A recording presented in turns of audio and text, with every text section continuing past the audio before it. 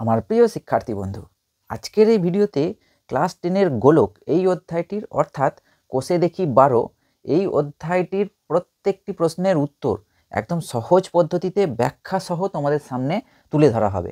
বন্ধু, প্রত্যেকটি প্রশ্নের উত্তর এমনভাবেই তোমাদের সামনে তুলে ধরা হবে যাতে দুর্বল শিক্ষার্থী বন্ধুরাও কিন্তু সহজেই যাতে বুঝতে পারে। তো চলো বন্ধু, শুরু করা যাক আজকের এই ভিডিওটি। বন্ধু, এই ভিডিওটি অঙ্কগুলি করার আগে আমাদেরকে জেনে নিতে হবে কয়েকটি সূত্র, যেগুলি কিন্তু উত্তরগুলি করতে খুবই কাজে লাগবে।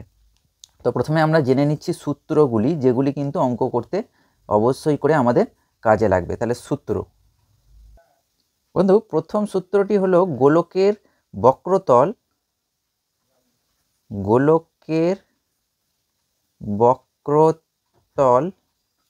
বা সমগ্র তলের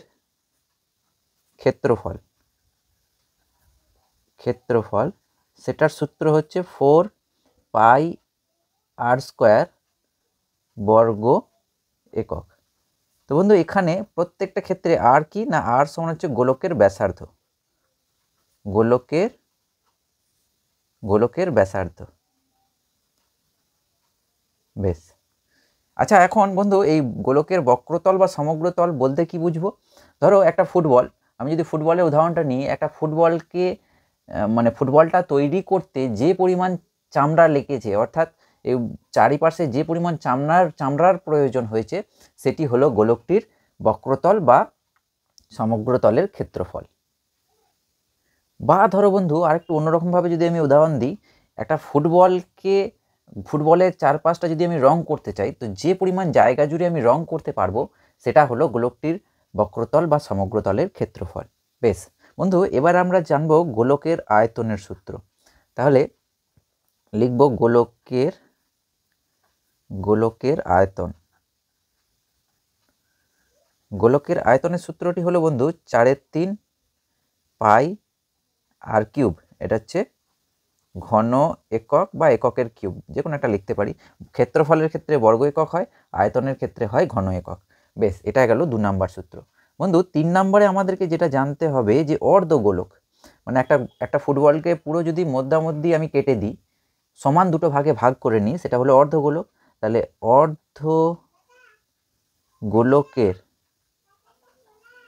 অর্ধগোলকের আয়তন সমান হবে 2/3, অর্থাৎ এটার অর্ধেক 2/3 πr³ ঘন একক। এখন বন্ধু, এই যে গোলক বা অর্ধগোলক, এদের আয়তন বলতে কি বোঝায়? এই গোলকের আয়তন, ধরো আমি যদি ফুটবলটাকে একটা গোলকের উদাহরণ হিসেবে ধরি, তো ফুটবলের ভেতরে যে পরিমাণ হাওয়া আছে, অর্থাৎ ফুটবলের মধ্যে যে পরিমাণ হাওয়া ধরে আছে, সেটাই হলো ফুটবলটার আয়তন। আচ্ছা বন্ধু, আরেকটি যে সূত্র, শেষ যে সূত্রটি আমাদেরকে জানতে হবে, সেটা হচ্ছে অর্ধগোলকের সমগ্র তলের ক্ষেত্রফল। তাহলে অর্ধগোলকের সমগ্র, অর্ধগোলকের ল কয়কার র হবে এখানে একটা, অর্ধগোলকের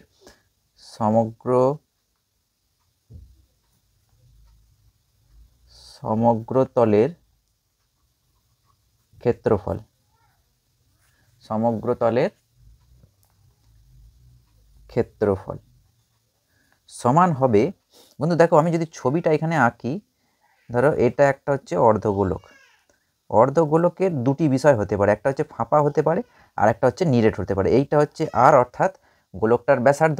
এখন এই অর্ধগোলকটা যদি নিরেট হয়, তাহলে নিরেট অর্ধগোলকের সমগ্র তলের ক্ষেত্রফল, দেখো এইটা একটা বৃত্ত, নিচেটা বৃত্ত, আর এই পাশেরটা গোটাটার ক্ষেত্রে হচ্ছে 4πr², তাহলে তার অর্ধেক হচ্ছে 2πr², অর্থাৎ কার্ভ এরিয়াটার পেলাম 2πr²। আর এইটাতে একটা হচ্ছে বৃত্ত, তাহলে বৃত্তটার ক্ষেত্রফল আবার πr², তাহলে প্লাস πr², মানে হচ্ছে 3πr² বর্গ একক। বন্ধু, এটা কার ক্ষেত্রে হলো? এটা হচ্ছে অর্ধগোলকের সমগ্র তলের ক্ষেত্রফল। এটা হচ্ছে কার ক্ষেত্রে? না, এটা হচ্ছে নিরেট মানে একদম সলিড। আর যদি ফাঁপা হয়, তাহলে তার ক্ষেত্রে ক্ষেত্রফল শুধু হবে 2πr²।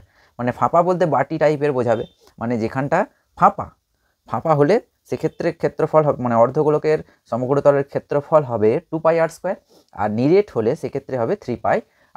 বন্ধু এই চারটে সূত্রকে কিন্তু আমাদেরকে মনে রাখতে হবে। পরিমিতির প্রত্যেকটি ধরনের জ্যামিতিক চিত্রের একদম চিত্রসহ সূত্র দেওয়া আছে এই চ্যানেলেই, সেই ভিডিওটির লিঙ্কও আমি ডেসক্রিপশন বক্সে দিয়ে রাখবো, তোমাদের প্রয়োজন হলে তোমরা দেখে নিতে পারবে। আচ্ছা বন্ধু, এবার আমরা দেখে নেব প্রথম কোষে দেখি 12 প্রথম অঙ্কটি, অর্থাৎ 1 দাগের অঙ্কটি। বন্ধু কোষে দেখি 12 তোমাদের বইয়ের পাতা নাম্বার হচ্ছে 183। এখানে 1 অঙ্কটি বলছে একটি গোলকের ব্যাসার্ধের দৈর্ঘ্য হচ্ছে 10.5 সেমি হলে তার সমগ্র তলের ক্ষেত্রফল হিসাব করে লিখি। বেশ, তো বন্ধু 1 দাগের অঙ্কটির জন্য আমরা একটা গোলকাকৃতির চিত্র এঁকে নিচ্ছি। প্রথমে আমরা তো খাতাতে 3 ডাইমেনশনাল ফিগার আঁকতে পারবো না, এটাই গোলক ভেবে নেব। এটা গোলক এবং এটা হচ্ছে গোলকটার হচ্ছে ব্যাসার্ধ, সেটা হচ্ছে আর, সেটা বলে দেওয়া আছে বন্ধু 10.5 এককটা দিয়ে কিসে দেওয়া আছে সেমি, তাহলে 10.5 সেমি দেওয়া আছে ব্যাসার্ধ। বেশ, তাহলে আমরা লিখব যে গোলকের ব্যাসার্ধ সেটা কি দিয়ে চিহ্নিত করব বন্ধু, আর, তাহলে সেটা হচ্ছে 10.5 সেমি। বেশ, তাহলে আমাকে নির্ণয় করতে বলেছে কি গোলকের সমগ্র তলের ক্ষেত্রফল। তাহলে গোলকের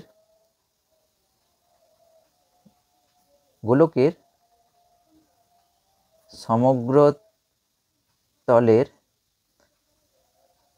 ক্ষেত্রফল, সেটার সূত্র আমরা একটু আগেই জানলাম কি, গোলকের সমগ্র তলের ক্ষেত্রফল সূত্রটা জানলাম যে গোলকের বক্রতল বা সমগ্র তলের ক্ষেত্রফল সেটা হচ্ছে 4πr² বর্গ একক। তাহলে 4πr², এখানে এককটা কি দেওয়া আছে বন্ধু সেমি, তাহলে আমরা লিখব 4πr² বর্গ সেমি। কেউ যদি লেখে সেমি স্কোয়ার তাতেও হবে, হয় বর্গ সেমি লিখবে না হলে সেমি স্কোয়ার। বেশ, এখন বন্ধু 4 ইন্টু পায়ের মান হচ্ছে 22/7 ইন্টু r², আর এর মান হচ্ছে 10.5, তাহলে 10.5 তার হোল স্কোয়ার বর্গ সেমি। তাহলে সমান দিয়ে লিখব 4 ইন্টু 22/7 ইন্টু 10.5 স্কোয়ার মানে 10.5কে দুবার লিখব, তাহলে 10.5। এখন বন্ধু এ দেখো একটার আমি ডান দিক থেকে বাঁ দিকে যাব, তাহলে ডান দিক থেকে বাঁ দিকে একটার পর দশমিক, তাহলে দশমিকটাকে সরিয়ে দিয়ে নিচে 10 হবে। এখানেও একটার পর দশমিক, দশমিকটাকে সরিয়ে দিয়ে নিচে 10 হবে। বেশ, তো এখানে বন্ধু আমি দেখতে পাচ্ছি 5 দিয়ে কাটাকাটি যাবে, 5 দুগুণে 10, এটা হবে 5 দুগুণে 10, 5 একে 5, 21, একটাকেও কেটে যাবে 5 দুগুণে 10, আর এটা হচ্ছে 21, 5 হচ্ছে 105, 2 দুগুণে 4, আবার 2 আর 2 কেটে যাবে, আর এখানে 21কে যদি 7 দিয়ে কাটি তাহলে 7 3 21, তার মানে আলটিমেট যেটা থাকলো ওপরে 22 গণিত 3 গণিত 21 এত বর্গ সেমি। তো বন্ধু এই তিনটেকে যদি তোমরা গুণ করো তাহলে যেটা পাবে সেটা হচ্ছে 1386, মানে 1386 বর্গ সেমি। তাহলে এটা হলো গোলকটার বক্রতল বা সমগ্রতলের ক্ষেত্রফল। শুধুমাত্র সূত্রটা লিখলাম আর এখানে আর এর মানটা বসিয়ে দিলাম। এটা গেল 1 দাগের প্রশ্নটির উত্তর।